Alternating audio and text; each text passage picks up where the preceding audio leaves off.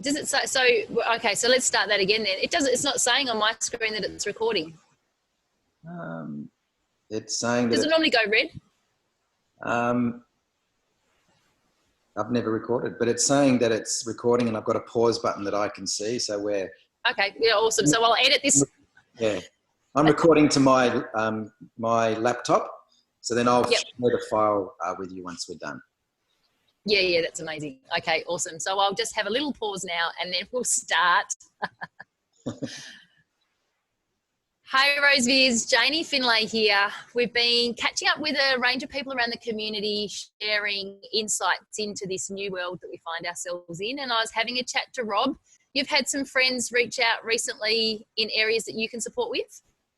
Yeah, absolutely. So, yeah, we run a marketing agency and the space that we operate mostly is in that digital space. So I suppose we've accumulated some knowledge and, yeah, a friend reached out to me. He's got 2 cafes and so that's just an industry that's absolutely on its knees at the moment. And so all of their efforts have been, has all been face to face. So very little in that digital presence. So we were able to spend some time with them the other night. Because they're a cafe, they catered very nicely, and yeah, I think I was there for probably 4 hours, and had to leave late in the evening. But it was just really really nice to be able to help friends and trying to get through this tricky environment. And I think that's one of the really beautiful things in Tassie, and then if you bring it back down to Launceston, that we're such a connected community. We're all going to know someone either that we can help with the gift that we've got, or someone that we can reach out and ask for help from. Sure. And we've all got a different skill, so we can all help in a different way. You know, and it's a heartbreaking week, you know, people that are having to go home at the end of the day and close their business that it might have been a lifetime dream. It might have been generational. And the employees, as you would know, the family that they employ, it's such a tough week. But if we can help people with that, you know, let's see what we can do. For people that are moving perhaps not into that online space necessarily, although I think you've got a program that you can recommend for people, what can people that are finding them working from home, what are some of the things, I know you've worked from home before, what are some of the things that you find useful to make the most of working from home? Yeah, sure. So yeah, it's about kind of thinking about how you want to operate from home. So when I first did it, I was really nervous about seeing weeds in the garden grow, and I was worried about I'd be toing and froing between the fridge and the pantry. Yep. It's very much about setting out your day and kind of making agreements with yourself that this is how you're going to operate. And I'm going to interrupt really quickly because you made me think. I think where we can pitch in on other things that people are doing, that walking to the pantry. Have you been watching Healthy Tasmania? Penny and Lucy and Hayden with their 10-minute active sessions. Yesterday was all about don't go to the pantry too much. Yeah. Well, I just cannot help myself. I'm always hungry, and so that was a real concern for me. It genuinely was. Yep.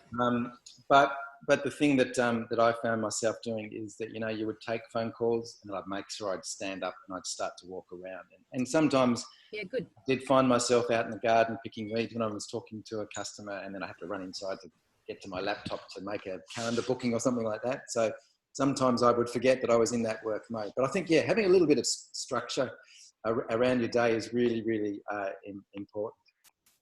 I'm going to be terrible at this because I'm going to be the biggest, I'm such a terrible interrupter.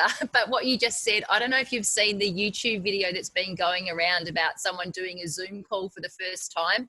And there's a layer of 3 rows of people, a gallery of 3 rows of people on a Zoom call. And the very far left middle row person took their phone to the bathroom. I did see that. And just my silly mind started going funny places of what can I do to just shake things up a little bit. Yeah. But I like that. Taking your calls, walking around. That's a great one. Yeah. And I think, and you know, like removing any distractions in your work zone. So the area that we, you know, if we do have to work completely from home, I tidied that area up the other day. So there'd be nothing that would distract me, and just remove everything that doesn't need to be there. Just so that's on my list of things to do today. I don't know if you can see, but just here we've got cardboard box cubbies in the side of my workspace at the moment. But yeah, I've got a bit of work to do to clear my workspace at the moment, and I think that is another really important one. Yeah. And I think the other thing that I found was, we were using things like Google Meet, which is a free product similar to what we're using here, Zoom. Yep. And making sure that there was structure behind those kind of interactions as well, because sometimes you kind of get lost in the technology a little bit, but making sure that you understand what your goals were with those kind of interactions. Yeah. And the other thing that I think is helpful from a business sense was, if you've got multiple people on a Zoom call, is just to make sure that there's a process so everybody is heard, because it can be quite interruptive to have 3 or 4 people talking at that one time. Yeah, but obviously the people that put out those platforms have considered that, because there's great things where you can put your hand up, or you can chat to someone directly or in a group. My biggest advice, because having been a Zoom user for a little while, is that play with it. Instead of at night time picking up the phone and checking in with a mate, which we're encouraging people to do, check in on Zoom, have a Zoom party. I've loved, and I'm probably going to give it a go, but kids and TikTok and all that sort of stuff, there's been some great people in quarantine sharing things, day 5 and they're doing something, but playing around. There's a local person, I don't know her particularly well, who plays the flute, and then she records a few different things. Or people are, did you see last night was it Les Mis, a voice sync Les Mis thing? So you can play around. It doesn't have to be serious and hard and heavy, I suppose, to start with, but trying some of these platforms can be useful. Okay, I think that's really important, particularly if you're working as part of a team remotely as well. So some of the conversations we've had even today with our team is we use an internal communication tool.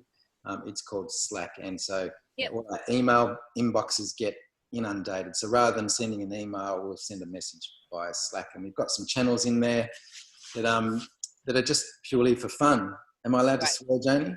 Yeah, absolutely. So we've got one that's shit that Rob says. Apparently, I say lots of dumb things. I love it. There. So I've got the balanced one. I've got shit everybody else says. But that's just a piece of fun. So within that platform, we can do video and voice calls through that. So we've said to our team this morning, like, if you want to work from home, do it now. But every hour or every 2 hours, make sure that you're checking in with one of the other staff members and see how they go, and just do it for that connection, which is really, really and I think that's actually really important, whether you're working from home or you're still providing an essential service in the community. Physical distance and social connectivity are 2 completely different things. Absolutely. And right now we've got to be so socially and emotionally connected to each other, but over physically distant. And it's great that tech can help with that. Yeah. Oh, and like we said to our team, so like check in, if you want to poke fun at Rob's story, you can do that. Even if you are in Blackstone Heights or in Newstead or in East Launceston or Low Head or that's why Beck brought you into the company, isn't it? Absolutely. Yeah. I'll be like, fantastic. Look, thanks for jumping on and sharing that. I think it is really important to take the overwhelm out of a lot of these changes for people. A lot of people are finding themselves in new circumstances, having to grapple with new technology.